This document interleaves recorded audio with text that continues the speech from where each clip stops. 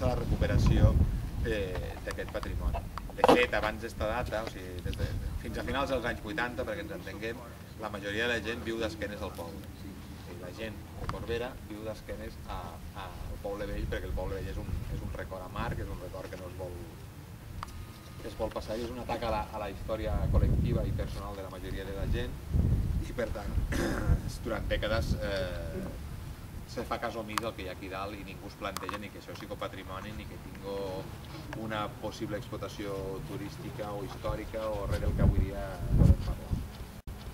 Hi ha un canvi de mentalitat, hi ha un canvi de generacions, hi ha gent que comença a donar-se en compte que el seu passat és important, que recuperar-lo és molt important a nivell personal, però també a nivell col·lectiu. I de fet, pel que suposa Corbera dins del marc de la Batalla de l'Ebre a nivell de país i de societat en general, i comença a haver una recuperació de forma voluntària. De fet, encara continua així. Les inversions de l'administració, tant l'estatal com l'autonòmica com la provincial, n'hi ha hagut, però són per a coses molt puntuals. No hi ha, malauradament, encara a data d'avui, no disposem d'un pla d'actuació general, d'un pla general d'acció i de recuperació del poble vell, i per tant les coses que es fan de forma altruista i voluntària, però sense una idea clara del que s'ha de fer.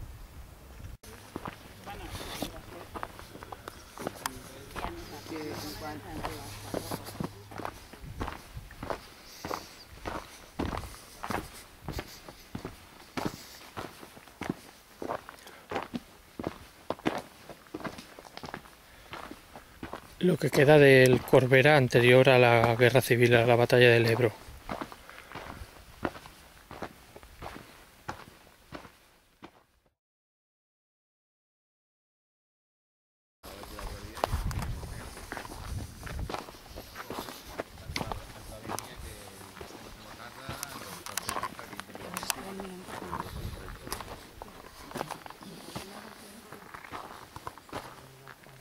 Tota la pedra que hi ha, tot el que va fer, això van fer un equip d'arqueòlegs, que a part els dos que dirigen l'excavació són fills d'aquí, són de Batea, o sigui, coneixen el territori.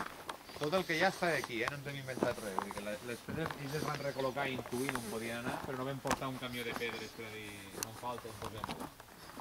Vull dir que eren el mateix material d'aquí. Què passa? Quan excaven en teoria, hi ha una cosa, els militars són molt criticables per les coses. Hi ha manuals d'excavar trinxeres, hi ha manuals per a tot. I els manuals de trinxeres diuen que la trinxera és un 40 metres 80 de fons per 80 grams. Això és una trinxera de manual. Què passa? Que en terrenys com aquest arriba un punt que si insisteu